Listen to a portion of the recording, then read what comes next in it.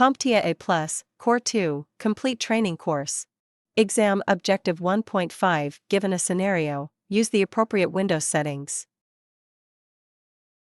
For Exam Objective 1.5, we will be taking a look at Windows settings. To access this tool, simply click on the Start menu, select the gear icon, and voila! You're there. This centralized hub is designed to cater to an array of system adjustment needs, offering a user-friendly interface that makes system management as smooth as silk. Before I put one more set of tools in our ever-growing toolbox, I think now is a perfect time to do a bit of toolbox organization and give each tool category a bit of context, along with a side-by-side comparison. Picture this: you're an IT professional with a toolbox filled with various instruments, each suited for different levels of expertise and needs. At the top of the complexity scale, we have the CLI, or Command Line Interface. This is best suited for coding enthusiasts or IT administrators who revel in the power and flexibility of text commands.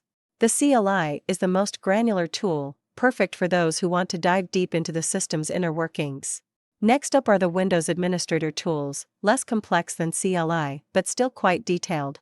These tools are a sweet spot for administrators and advanced users, offering significant control with a more user-friendly graphical interface. Then we have the Windows Control Panel. This is less complex than our administrative tool set and is suitable for both administrators and standard users. Finally, we arrive at Windows Settings, the least complex of them all, and the main topic of this video segment.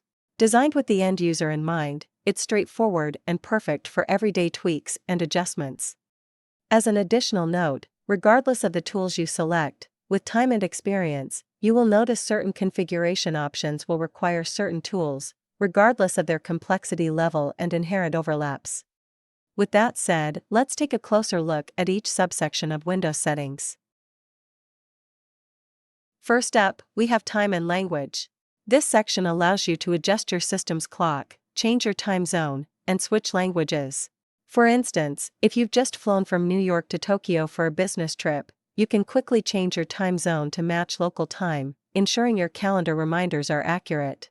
Moreover, if you're learning a new language or working in a multilingual environment, switching the display language can make your tasks more manageable and enhance your learning experience. Next, we have Update and Security, which helps keep your system, well, secure and up to date. Here, you can manage Windows updates and security settings to protect your system against the latest threats. Imagine you receive a notification about an important security update. By promptly checking for updates and installing them, you ensure that your system remains secure, preventing any potential vulnerabilities from being exploited. Additionally, you can set up backups to safeguard your important files. Think of it as a safety net. If your system ever crashes or you accidentally delete a critical document, you can restore your system and retrieve your files from the backup. Moving on to personalization, we are given the ability to spice up the desktop. This section is all about making your desktop feel like your own, whether you decide to change your wallpaper, modify themes, or set up a screensaver lock screen. Picture this: you've taken a stunning photo on your recent vacation and want to set it as your desktop background. With just a few clicks, you can have that beautiful image greeting you every time you turn on your computer. Want to go a step further? Modify the desktop theme to match your new wallpaper, changing everything from colors to sounds for a cohesive and personalized experience. For added security, enable a screensaver lock to ensure your data is protected when you step away from your desk, perhaps choosing a fun animation to keep things lively. In the Apps section, you can manage default applications and app-specific settings. Suppose you prefer using Adobe Reader for PDF documents, but notice that they are being opened by your web browser instead. You can easily change the default PDF handler to Adobe Reader, ensuring that your PDF files open in the application you're most comfortable with. This adjustment helps streamline your workflow and improves your overall user experience. Privacy settings allow you to control what information your apps can access. For example, if you're participating in a lot of video calls, you'll need to enable microphone and webcam access for your conferencing apps. By navigating to the privacy settings, you can ensure that only trusted applications have access to your microphone and webcam, maintaining your privacy while still allowing you to communicate effectively in your meetings and online interactions.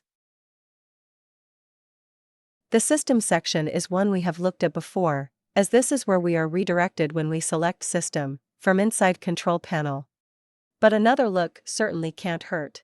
As a refresher, this is where you manage system settings like display, sound, and notifications. Imagine you just purchased a second monitor to enhance your productivity. You can extend your display to utilize both screens effectively by adjusting your display settings here. Additionally, for those who prefer larger text and icons, you can adjust the display scale to make everything more readable, thus reducing eye strain and making your workspace more comfortable. The Devices section is where you manage connected devices like printers, scanners, and Bluetooth gadgets. Imagine you've just bought a new wireless headset. By navigating to the Devices section, you can add the headset to your system, making it ready for use. This section also allows you to troubleshoot and manage these devices, ensuring all of them are functioning correctly. The Network and Internet section is crucial for managing your internet connections and network settings. If you move to a new office and need to connect to a different Wi-Fi network, you can enter the network name, known as an SSID, and its associated password, using the Windows settings to get connected. We can also handle many other connection types, such as VPNs and mobile hotspots as well. In the Gaming section of Windows settings, you can adjust settings to optimize game performance and streaming. Suppose you're preparing for a marathon gaming session and want to ensure your system is running at peak performance. In the Gaming section, you can tweak graphic performance settings to get the best visuals and smooth gameplay, enhancing your overall gaming experience. Last up on our fast-paced walkthrough of Windows settings, we have Accounts. This section assists in managing user accounts and family settings. For instance, if you need to grant administrative rights to a specific user, you can add them as a local administrator, giving them the necessary control over the system. Additionally, if you have children and want to manage their screen time, you can use the family options to limit their internet usage, ensuring they maintain a healthy balance between online and offline activities. And there you have it. Windows settings in a nutshell, with a few common use cases sprinkled in. As this tool is specifically designed for standard users, it is relatively safe to explore the many configuration options available here. So take a look around, and let curiosity get the best of you.